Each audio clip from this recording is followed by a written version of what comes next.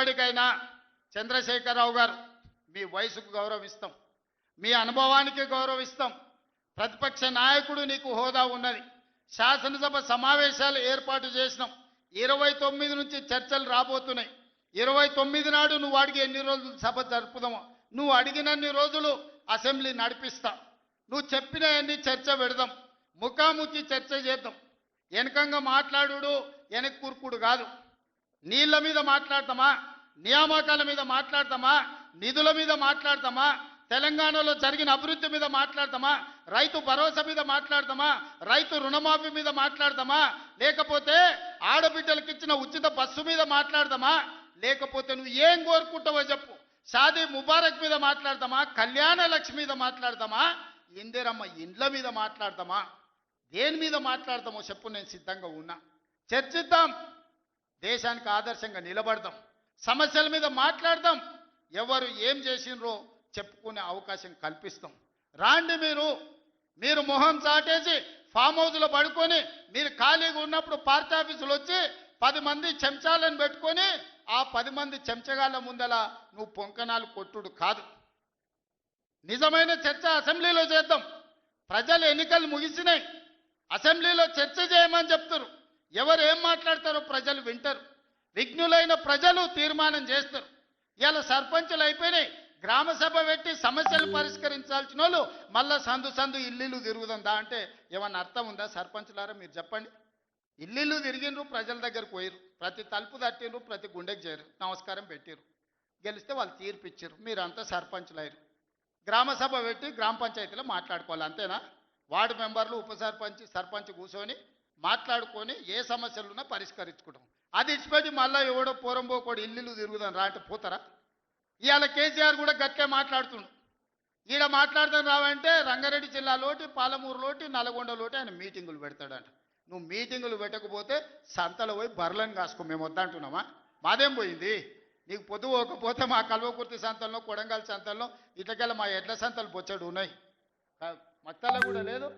పెబ్బేర్లో పెద్ద సంత ఉన్నది, పసల సంత. పోయి ఆడ పసల కాడ పోయి బర్రెం కాసుకోపో, నేను వద్దంటున్నానా? నాదేం పోయింది? నీకు ఎట్లాగూ పని లేదు, ఖాళీగా ఉన్నావు. ఖాళీగా ఉన్నాడు పోయి ఆ పెబ్బేరు సంతలో బర్రెలు కాసుకోపో, బర్రెలు కొనుక్కోపో, నేను వద్దానా? చర్చ చేయడానికి సభ ఉంది. అర్థవంతమైన చర్చలు చేద్దాం. తెలంగాణ ప్రజలకు వివరిద్దాం. అప్పుల మీద వివరిద్దామా, అభివృద్ధి మీద వివరిద్దామా, ఉద్యోగ నియామకాల మీద వివరిద్దామా, నీళ్ల మీద వివరిద్దామా, నువ్వు కట్టి కూలిన కాళేశ్వరం మీద మాట్లాడదామా, టెలిఫోన్ ట్యాపింగ్ మీద మాట్లాడదామా, సొంత బిడ్డనే ఇంటల్లుడు ఫోన్ ట్యాపింగ్ చేసినోడు ఇంతకంటే సిగ్గులేనోడు ఉంటాడా అని వాళ్ళు చెప్తారు. ఓ పక్కన నేను 1 కోటి మంది ఆడబిడ్డలకు చీర పెడతా, సారె పెడతా నేనంటే ఉన్నొక్క చెల్లెల్ని ఇంట్లోకెళ్ళి బయటకు వెళ్ళగొట్టిన వాడు ఆస్తిలో వాటా అయ్యేస్తుంది. గంత పనికిమాలినోడు, సొంత చెల్లెలకే చీర పెట్టలేనోడు, సొంత చెల్లెలకే పండుగ పూట బుక్కెడు బువ్వ పెట్టినోడు, వాడు కూడా ఒక మనిషా?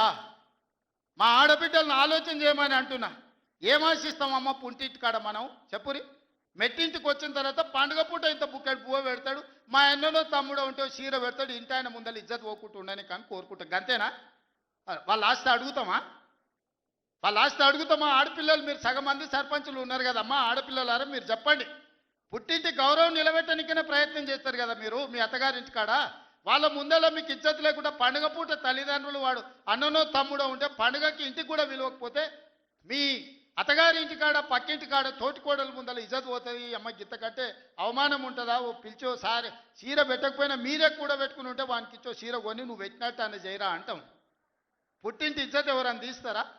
ఏ ఆడబిడ్డనైనా, తెలంగాణలో ఉన్న ఆడబిడ్డ ఎవరైనా ఎంత కష్టమని ఉండని, ఎంత నష్టమని ఉండని, పుట్టింటి ఇజ్జత్ నిలబెట్టడానికైనా ప్రయత్నం చేస్తుంది కదా.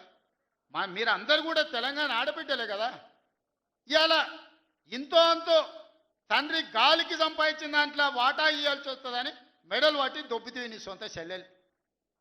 నీ సొంత చెల్లెలకే సమాధానం చెప్పలోని ఆయన నాకు సవాలు ఇసురుతున్నాడు. ఈ అవ్వ లాగులో తొండలు ఇచ్చి కొత్త బిడ్డ నేను అనుకుంటున్నావేమో.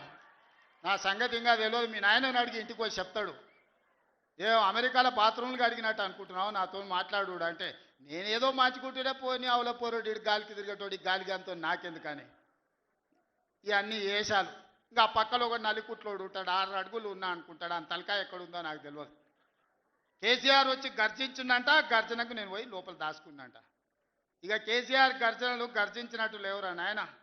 మన గాడిదలు ఏం చేస్తావా, ఒండ్ర పెడతాయా, ఏమంటారు గాడిదలను? గాడిదలు అరిస్తే ఏమంటారు?